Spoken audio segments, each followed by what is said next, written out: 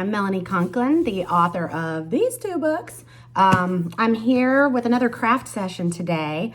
I want to talk about setting and how to choose your setting for your story. It's interesting because stories always start for me with characters, some change a character's going to go through, or a conflict. But in reality, my setting ends up doing a ton of work for my story.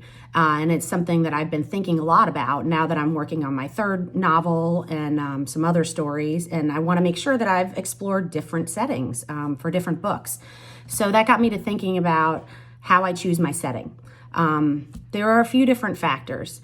A lot of times, the idea for a story comes to me as a what if. Like, what if your younger sibling fell desperately ill? Or what if you thought you found a missing child? Those are the premises for my two books that are out right now. And so it usually doesn't start with a setting for me, but when I go to choose the setting, I do so really purposefully. I kind of think there's an ideal setting for every story. And there are a few factors. There's like a checklist that I look for in the setting when I'm deciding where to set my story.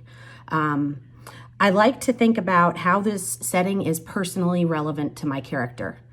Sometimes there are settings we want to write about because they're fun, especially if you're writing fantasy, something like that. But the way that the setting is constructed and the exact town or state or country that your character is situated in should be personally relevant to them. Meaning it interacts somehow with the themes of the story. Like in Every Missing Piece, my second book, this story is set in more of kind of a southern small town setting, which ends up being very relevant to the plot and how the characters act, because that setting has different rules than, say, New York City, which is where I set my first book. So I like to make sure that setting is personally relevant. It somehow interacts with the themes, interacts with the conflict, and supports it really like a structure underneath the story. Another way that setting can do that is by having antagonistic elements. Now, we all know the antagonist is whoever is working in opposition to your main character. They are fighting back and reacting for every action that the protagonist takes. Your setting can also be an antagonist. This is my favorite way to approach a setting. I like to put my character somewhere and then have them dislike that place for certain reasons. Even if they like other parts of the setting, I like my character to have a strong opinion about it. And if that setting is almost an antagonist and makes the conflict worse for my character, then they are very opinionated about it, and it makes the setting really interesting. No one wants to read about, the layout of a neighborhood and all the different houses and how many driveways there are and what kind of bushes are in front, because we kind of don't care as readers. But if a character is describing that neighborhood in terms of how isolated they are, and maybe there are no other kids in the area and they never see anybody riding a bike, then the setting becomes relevant and you start to feel empathy for the character. So think about how your setting can be an antagonist, because that's a nice way to really make your setting feel like it's the right place to set the story. Another element is being dynamic. I want to make sure that my setting isn't just a static Bob Ross painting in the background. I like to make sure that I note the passage of time. I usually print out a calendar because time is part of setting, right? I usually print out a calendar as I'm even drafting and just kind of pay attention to when is it the weekend or when is it a holiday. If you're writing a fantasy world, are there weekends? What are the holidays in your world? What are the timing cues to the passage of time? We expect those, and it makes your story feel really real when you include them. You also want to see that setting and that environment change as you pass through time. That's another great way to bring in setting mentions, is when you're noticing how it's changing.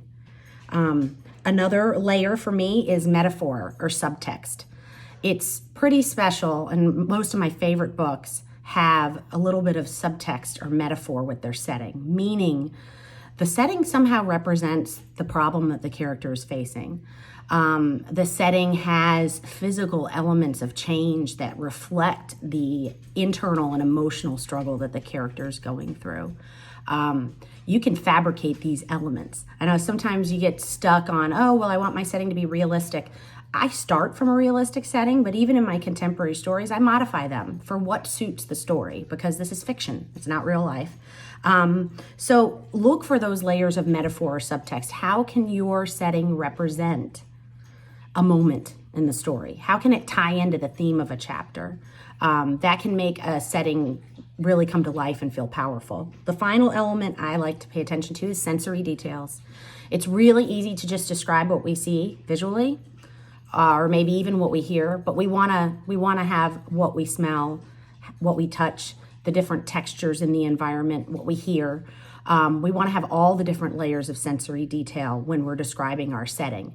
And I find when you tune into those sensory details, then you kind of notice when your character would notice the setting, and that's the appropriate time to then make a mention of the setting.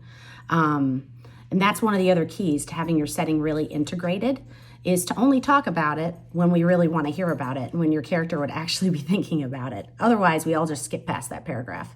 So that's my checklist: personally relevant setting, antagonistic elements, a dynamic setting with metaphor or subtext, and sensory details. Good luck and happy writing your setting.